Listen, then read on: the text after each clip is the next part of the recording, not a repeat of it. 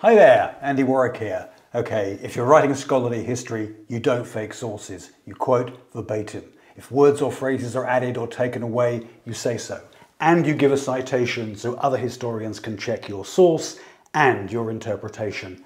But I'm not writing scholarly history, I'm writing fictive history. So where's the difference? The narrative of Killing Fever is based around four concepts. It aspires to be inclusive, organic, personal and engaging. And in this video, I'm going to be talking about the last of those, engaging. Last time I said the book's cover is like an establishing shot. So let's roll the opening sequence straight to British India. And this is there to remind or inform readers exactly where Bengal and Calcutta are. But I've done it on a period map which shows the areas ruled directly by the East India Company in 1857. The map's from the 1909 Imperial Gazetteer of India, part of the information surveillance enterprise by which Britain ruled the country. It's also made by the cartographer Bartholomew, the company I talked about last time. Okay, so I've photoshopped the map to make Bengal and Calcutta more visible, so it's not strictly speaking an authentic source. I'll come back to that. Turning the page, weave two images together. At the top, a 1782 painting of the Bengal jungle near Bhagalpur, the place where the Santal in my last video lived. It's a romantic image by William Hodges, who painted scenes from around the world, pre-photography, most notably on James Cook's expedition to the Pacific.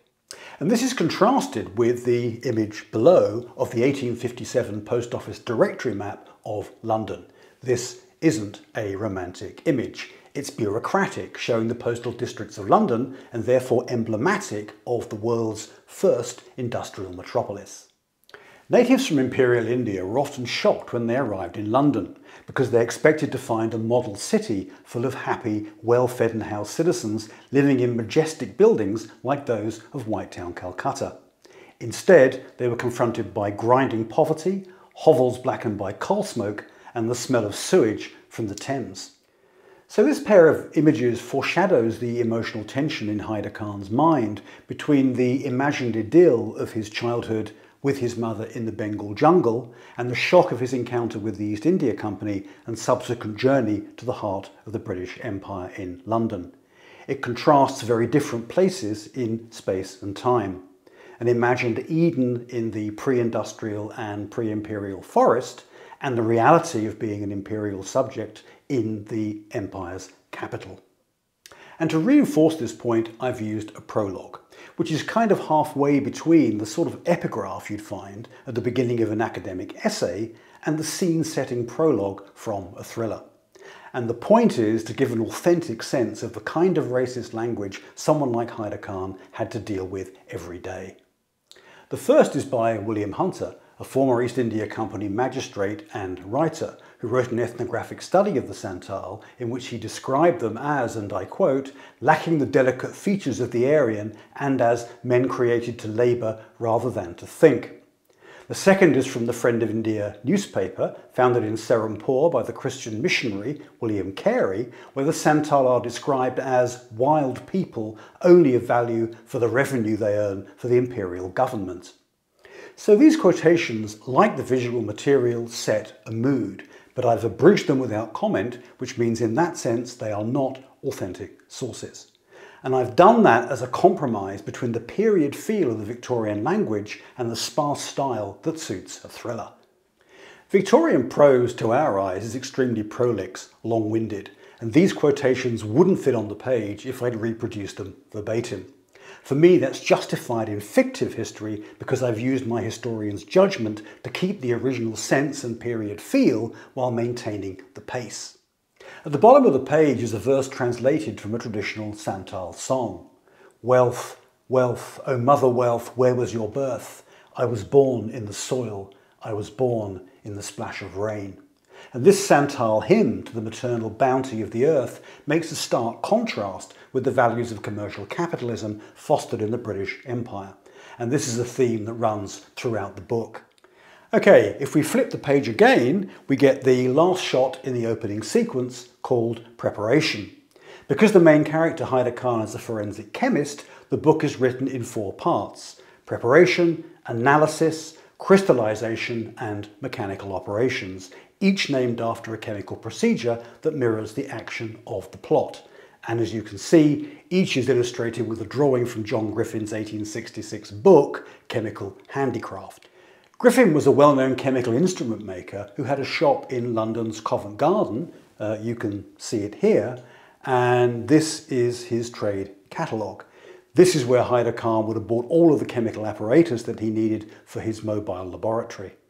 So these pages set a place and mood with text and images I've taken from cyberspace that foreshadow the kind of history of science, in this case chemistry, that I want to tell. They work their way from the people and places of power through cartographic fantasy to the chemist's memories and realities. The casual racism of ethnography, the greed of empire, the origins of wealth in a simple splash of rain. And finally, to chemistry, to the pestle and mortar for crushing and mixing the ingredients with which we're about to begin our experiment, both chemical and literary.